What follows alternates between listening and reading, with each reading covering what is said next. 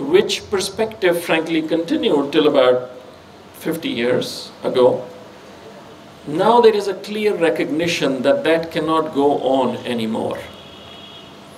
And while there are still some naysayers, notably people like President Trump, who believe that climate change is just a scientific theory, most people in the world are coming around to the realization that climate change is not only a serious threat to this planet and to humanity, it is something that we can actually do something about. And it is not just a theoretical construct. But looking at the event that Mehmet and team have organized here today, for which I must compliment everybody, I want to change the narrative a little bit. From this day on, I request you, don't use the word climate change. Use the word total environmental management. And why do I say that? See, most people associate climate change with greenhouse gases. Most people associate climate change with rising temperatures.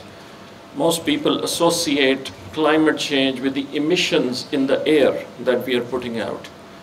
That's only one part. And again, there can't be a clearer demonstration that there are other parts to this equation than this station right here, where we've seen what is being done on the electricity side, we've seen what is being done on the water management side, we've seen what's being done on the waste oil side, we've seen what is being done on greenery, on forestation side. So let's look at the components of what would be total environmental management. Most people know by now that Pakistan is the 6th most water-stressed country in the world. And while historically we've always treated this country as a country, fertile country with large rivers and a lot of water, and as such we've developed bad habits of water usage, the fact of the matter is that Pakistan is the 6th most water-stressed country in the world. And this number, unfortunately, this badge is going to move up to 5th most in about 10 years' time unless we change our habits. So first of all, I'm very, very encouraged to see this notion of car wash, which is going to save significant amount of water and recycle whatever it is used. That is extremely important to the total environmental management program. Then of course we have the emissions criteria where we've shifted to Euro 5, and again my compliments that Totel has been the lead in that process. But I want to talk about the solar perhaps a little bit more in detail.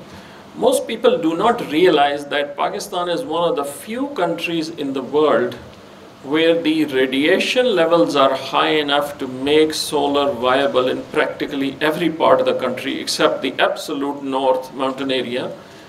Yet the population density is so high that wherever you generate the solar, you actually don't have to move it very far. Of course, if you go to Sahara Desert, you can generate enough solar power to power the entire world, but you're so far from the consumption centers that economically it would never make sense. So if you map the demand with the resource, there are very, very few countries in the world where there's a complete overlap, and Pakistan happens to be one. So if we have this resource, yet we choose to keep burning fossil fuel to make electricity, to power everything that runs that economy, there can't be a more tragic choice.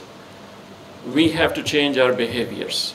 And I'm delighted to see that Parco is leading, Totel Parco is leading in that regard with converting whatever it can convert of their electricity demand to solar that is on site.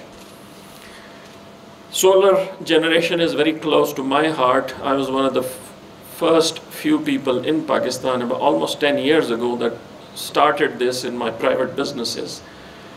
And just so that people know, the first solar plant I put up was 32 years ago in Mojave Desert, California, and it is still running. And so, as I said, solar energy is, I'm very passionate about that, and I'm delighted that Totel is leading that charge. Let me also talk about the reclaimed oil issue. Unfortunately, Pakistan has a very, very bad record. While we can talk about the Superfund pollution program that the US started about 30 years ago to clean up all the areas where oil had been dumped across the country, and that was 30 years ago, most places in Pakistan are still doing that. Most industries and most users of oil, motor oils, are still dumping them without proper treatment. And in fact, even the worst situation is that there are recorded incidents that many places this used motor oil is actually being mixed with cooking oils, which can't be, there can't be anything more dangerous to health. So we really have to move towards a management system to ensure that whatever oils are being used, they are reclaimed or disposed of properly. And I would urge, we have a member oil from NEPRA here, I would urge him that Ogra